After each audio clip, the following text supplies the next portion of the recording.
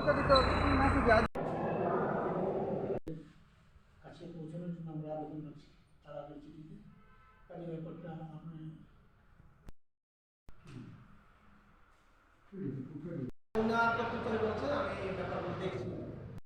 ত্রিপুরা জেলা কমিটির পক্ষ থেকে আমরা সবার কাছে আবেদন রাখছি যে এর অবসরপ্রাপ্ত কমিটির রাজ্য সরকারের কর্মচারীদের ন্যায় পেনশন প্রদান করতে হবে। অভিনন্দন সহ প্রীতিশ রঞ্জন রায়, সাধারণ সম্পাদক, Tripura senior citizen and pensioner Sangha.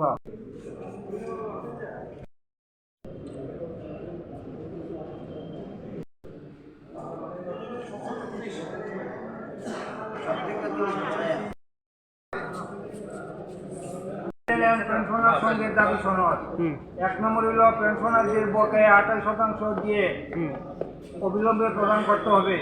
Home guard পেনশনারদের pension মাসিক ভাতা 750 টাকা থেকে বাড়িয়ে ন্যূনতম 10,000 টাকা করতে হবে। পেনশনার ও বরিষ্ঠ নাগরিকদের পরিবারের ন্যূনতম একজন শিক্ষিত বেকারদের সরকারি চাকরি অথবা কর্মসংস্থান করতে হবে। পেনশনারদের চিকিৎসা ভাতা মাসিক ন্যূনতম 2,000 টাকা করতে হবে।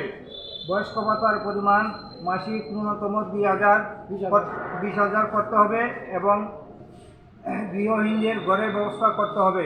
পেনশনারদের এবং গ্র্যাচুইটির পরিমাণ বাড়িয়ে 20 লক্ষ করতে হবে।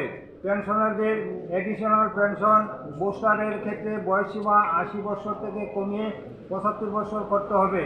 রাজ্যের কৃষকদের স্বার্থে প্রতি মহকুমা উৎপাদিত কৃষিপণ্য সংরক্ষণের জন্য কোল্ড স্টোর স্থাপন করতে হবে।